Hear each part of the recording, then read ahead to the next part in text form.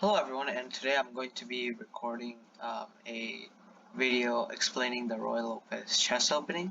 So a lot of you have already may have heard about the opening. It's also called the Spanish game, but if you have not heard of the name, you might have just played against it. Probably one of the most common openings. So it begins as white plays e4, black plays e5, white plays knight f3. Black plays knight c6. So this is pretty common anyways. And as you can see over here on the side, by far just dwarfing every single other move is with 120,000 plays on Lichess, or Lichess, which is this platform, is bishop e5. And this defines the Ruy Lopez. So these are the foundational moves of the Ruy Lopez. Okay. So from White's, if you're looking at it from White's perspective, in this move, Black can play a bunch of different moves, and a lot of them are good, and a lot of them are not as good. So I'll go over main three, which would be 1 would be a6, 2 would be knight f6, and then 3 would be knight c5. Start with bishop c5. So bishop c5, there's a couple of things you can do. Obviously, looking at it from this side, like the highest number of games is castle or c3. They're both good. You could try something like this too, which would be a little bit suspicious. Like this, you can look at that. However, you can go like this, and then there's a lot of things that happen. You'll eventually get these two, but it might be a little bit suspicious. I wouldn't recommend doing that. If your opponent plays bishop c5, I think even though a lot of other openings you play this, I think it's better to just in this position play this so you can like control the center. So this would probably be best in my opinion. You can also castle, or you can play knight c3, which then transitions and would probably transition into another opening. So all of those three are what I really recommend. If you want to continue with, let's say, something like bishop c3, I would probably play knight f6, and then you'd play d4. You could also play d3. That also works. You can play d4, and then you retreat, and then go here. And by the way, if you're having a tough time following along while watching, feel free to obviously slow down the video, like slow down the speed, or pause in some moments to go through the sequences. I'm just going through the sequences pretty fast. Okay. So next, I'll start with the second most common, which is knight going here. So this is called the Berlin defense. It's very famous for being really defensive oriented. If you're black and you want to play it, you might have a lot of success. You'll have a lot of success drawing or drawing. So you won't. There's probably not that much of a chance that you're going to win, but you're also not allowing white to win. So that's the trade-off. As you can see here, the stats are as follows, and vast majority of the games end in a draw. Okay, so there's a couple things that white can do. White can do this, this, and this. In my opinion, these are the main moves. You can also play this. That's what they have as the third most common, but I don't really like that much, in my opinion. So I'll just go over this. So this is by far the most common move, and it's good. You might think that black can take this pawn, and black can't take it.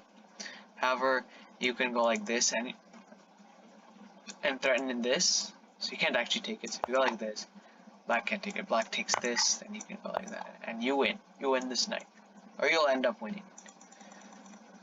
But instead, you can also go like this.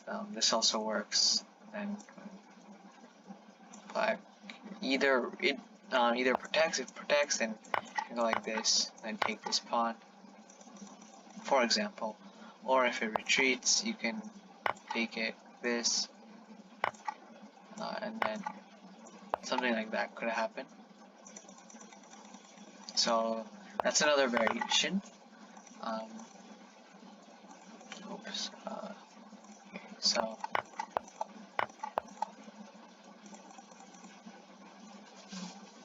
You can also play some other things.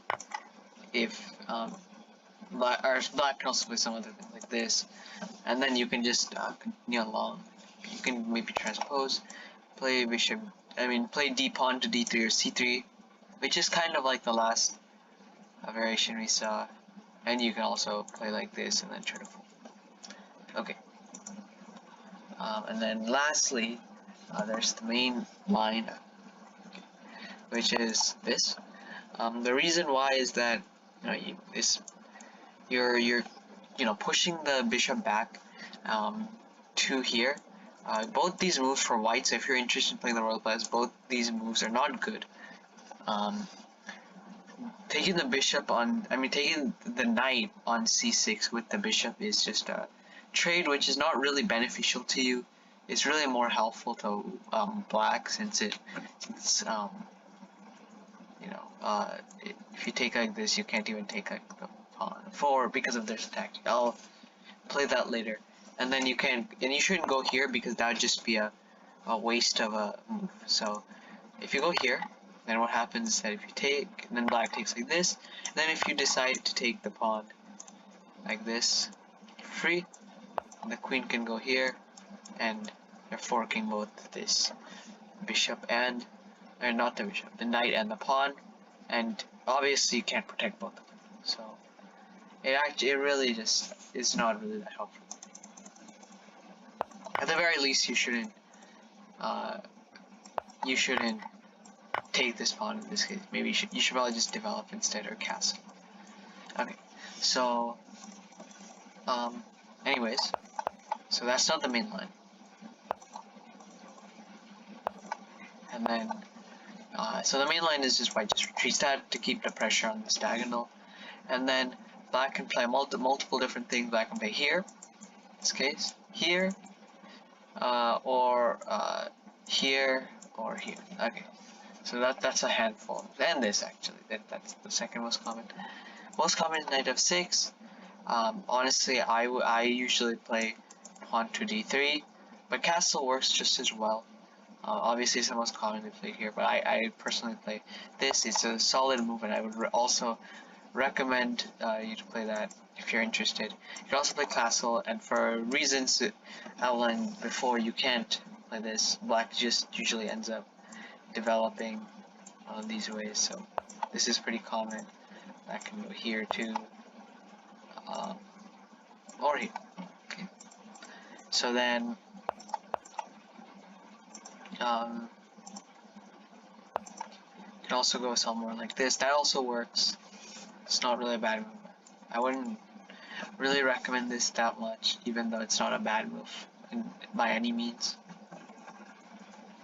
And then there's just some other like variations like this. And here, white just goes back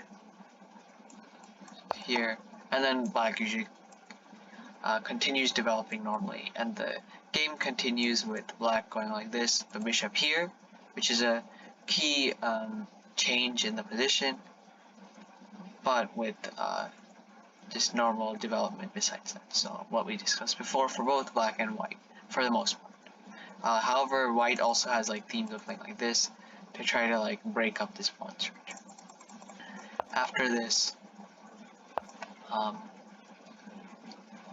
there's a couple other moves that black can do. Black can go like this, which is just a solid move. I think if black plays this, this is not something you see super often. So if you do see it, I just recommend just developing normally, like the following combination of moves, just developing, and then if black plays like this, which is also a solid move, not really that good in terms of winning in my opinion. It's kind of passive. Like the most common was this. You can play like that, and you can additionally do this, that, this, and those kinds of moves. Oh yeah, and then if black plays bishop to e7, then you could also play c3. Hopefully that was a introduction to the Ruy Lopez opening, and if you have any questions, you can just leave them in the comments or ask me later.